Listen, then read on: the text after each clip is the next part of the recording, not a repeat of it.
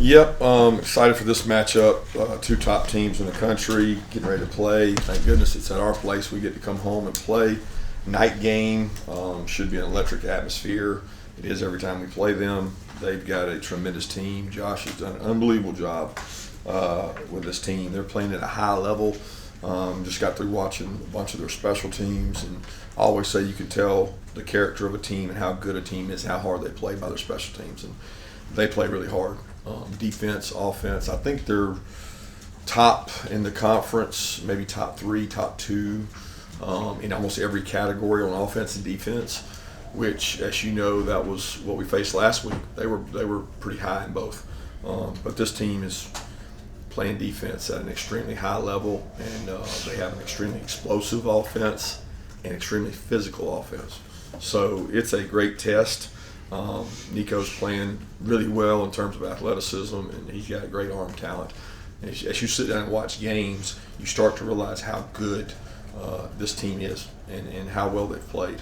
So they've got a tremendous football team, and we've got a tremendous football team. And it's going to be a great opportunity for these two to go play and square off in what's a pivotal matchup. I mean, it's going to be a great matchup at night at our place and on a national stage. So it's what you come to Georgia to play in, and it seems like we have been in a bunch of these type games, especially this year. So we've got to get our team prepared as coaches to play their best game, and they got a great team. Opening up questions. Yeah, Kirby, last week you heard Lane kind of openly address that game as a de facto playoff game. Is that the kind of approach that you consider taking with your team this week? I don't ever take those approaches. I don't think they're the right way to go about things. I think you're trying to win your conference all the time, and to do that, you got to win your games at home. You got to play well on the road, which we have and haven't. We've done both, but I like making it about who we play and how we play, and less about just outcomes. So trying to understand a lot of offensive game plan, is dictated by the strengths and weaknesses of the team that you're playing. That being said, is there anything you'd like to try and change about the offensive approach of your team these last 3 games starting Saturday night? Execution would be the biggest thing. I feel like there's been a couple, you call them wasted plays or wasted drives, where we have a stupid penalty, we have a good play with a negative play with a penalty, and you start kind of backed up and screw things up. We haven't had a lot of great field position the last couple games where we have had some unfortunate things with special teams that have happened, but be more efficient is the most important thing, and that's our biggest struggle, is staying ahead of the chains for third downs and putting together drives where we don't have turnovers. And at the end of the day, you have 2 to 3 turnovers a game, more than the other team. You're not going to win a lot of games if you have that many more turnovers than them. Harry, you talked after the game about the injuries you guys are dealing with on the offensive line. In a game week like this with Tennessee, how do you sort of strike that balance and trying to get those guys healthy, but at the same time getting ready for a big opponent on Saturday? Well, you go with what the medical people give you. You know what I mean? If a guy's healthy enough to practice, he practices. If he's not, then he doesn't. So I go at the recommendation of the tremendous training staff we have. Those kids want to practice. They want to go out there and do it. And sometimes they can. Sometimes they can do certain things and they can't do others. I defer to those guys. And most of the time, especially on your offensive line, it's like the toughest unit you have. So they're going to give you everything they've got. And they want to go out there and practice and play. But in some cases they can, some cases they can't. Yeah, what have you seen out of Ernest Green this year and how he's developed as a player? Yeah, Ernest is number one. He plays the hardest position in all of football, which is the left tackle position. I think he's done really well. We've rolled some there, and Monroe spells him sometimes. Ernest has been dealing with an injury, a really tough injury to manage. He has burners. He's gotten some stingers and burners over there on his shoulder.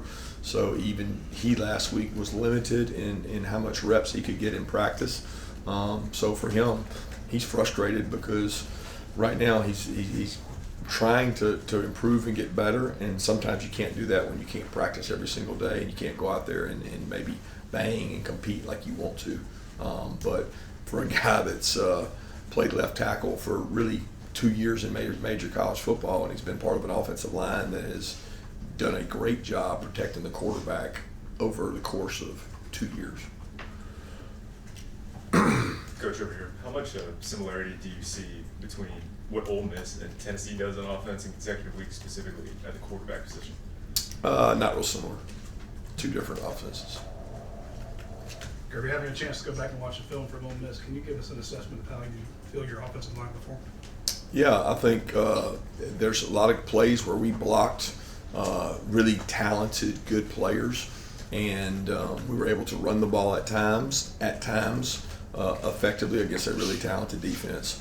There were others where we didn't block them, and our backs made some extremely, really good plays. I mean, I thought Trevor and Nate had some of their best runs of the year, considering what the blocking was or what we got done up front. And then you go to the pass game, and there were times we blocked them and times we didn't. And at the end of the day, when you play from behind and a team can rush the passer like they do, their number one is elite. Prince is an elite rusher. He did not play against LSU. They threw the ball. LSU threw the ball 50 times in that game. You got to wonder, if that guy's out there for 50 passes, does he have an impact on the game? He did not.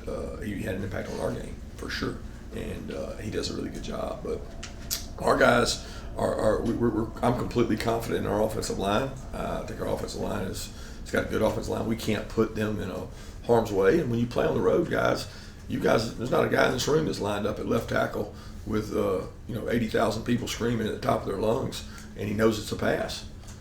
He gets a distinct 0.5 advantage, and 0.5 is a lot.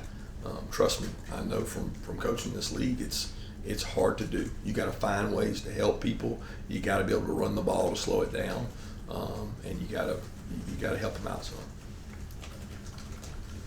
Yeah, Kirby, when it comes to the quarterback position, how do you as a coach decide what a guy at that position needs to hear when he's going through adversity? Specifically with Carson, I guess, what does he need to hear in those moments, and how does he compare to some of the quarterbacks you've had in the past? Well, there's need to hear, and then there's need to reaffirm what's true. What's the actual truth?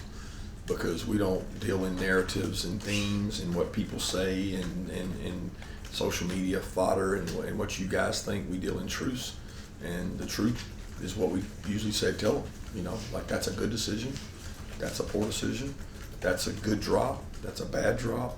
That's a good protection of the ball. If you're going to take a sack, that's a poor protection of the ball. We deal in truths, and we don't go much past that.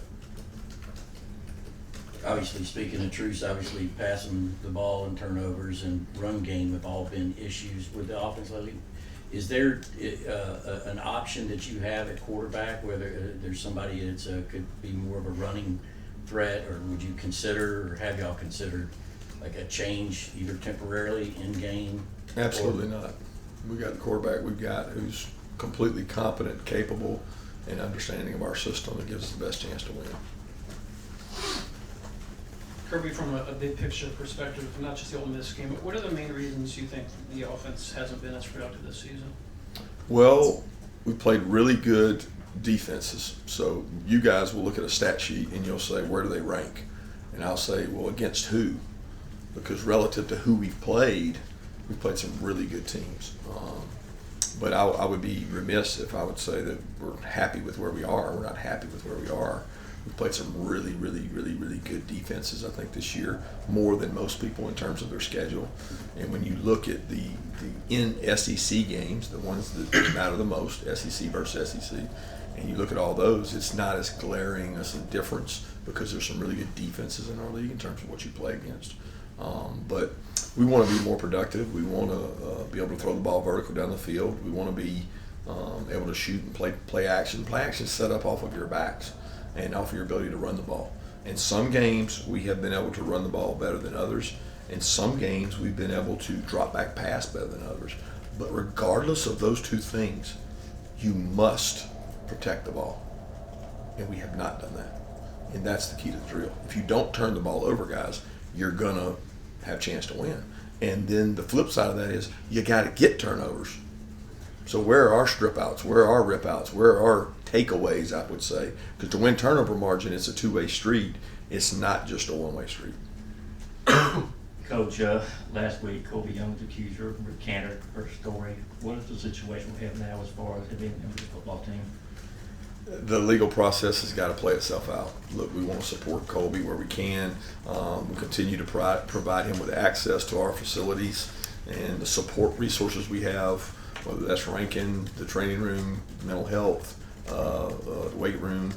But the legal process has to play itself out before we can do anything.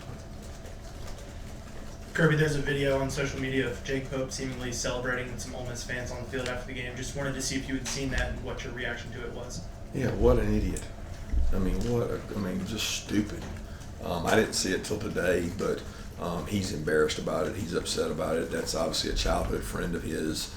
He grew up and played with there at Buford and knows him, hadn't seen him in forever, but just not real smart. But to be honest with you, I don't have time to waste energy on that. I mean, you know what I'm saying? Like my focus is on Tennessee. I'm not worried about that. I realize all coaches continue to recruit players who have given verbal commitments, but I'm wondering, now that we've had a couple of years with NIL, how has that affected, has it turned up the intensity of efforts to flip players, and do you have any concerns as you've seen that develop?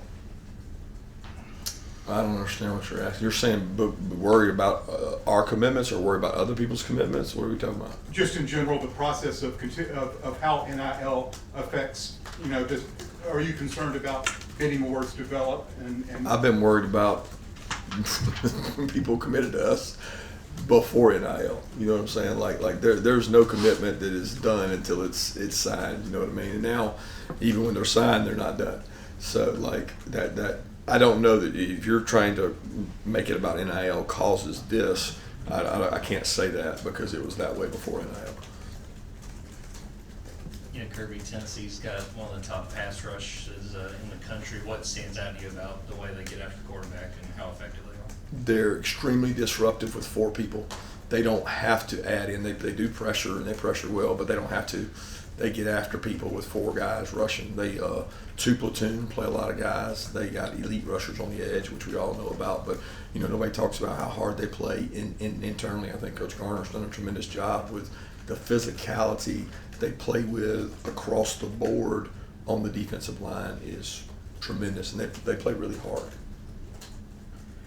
Kirby, you often talk about the rigors of the SEC schedule, and without divisions this year, there's kind of a logjam of a lot of mathematical possibilities of who can still get to the SEC title game, and you're wrapping up your SEC schedule. Is it more competitive than years past? Is there more parity? If so, why?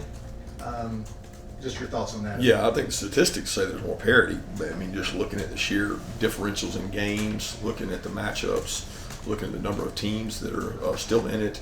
Some of that's because of the non-divisions. It brings everybody into it. But there's a lot of good football teams, and it's a war of attrition. It's like I've talked about all year. It's an emotional roller coaster that you don't want to be a part of. You want to navigate this thing with a long-term mindset in your approach to it. And there's a lot of good football teams out there, and there's a lot of good games left to be played. There's a lot of good teams left to play games. Yeah, you talk about Carson getting in the right place, things like that. How do you feel, I guess he and the O-line are doing in terms of communicating, protections, checks, things like that? How has that continued to evolve over the course of the season with, obviously, offensive line shuffling, Jared playing center, things like that? Protection checks, he's elite at it. He does a great job. He's really smart. He does an awesome job. That communication there's no communication issue there. It's if anything, it's blocking. You know what I mean? Like you got to go physically block them and get them blocked. It's not a communication. It's one-on-one. The same way our guys beat people at times, one-on-one pass rush. Sometimes you get beat, and it's usually not a communication error for us. Got time for one more question? Yeah, where or what areas have you guys as a team gotten better since the bye week? Well, I would say the tackling on defense was a big deal for us, and at times we've shown the ability to prove. I don't know which bye week you're referencing. I guess you're talking about the last one. Since after the Texas game. Yeah, after the Texas game. So we worked really hard on some protection things that we wanted to do differently on offense. We've been able to utilize some of those. Some of those were in the Florida game, not necessarily in the Ole Miss game where we were in a little bit more pass-happy situation. But I thought that Nate Frazier's improved a lot during that time. He's gotten better. I think special teams wise, we've added a few wrinkles. We've changed a couple things schematically, defensively that we're doing different.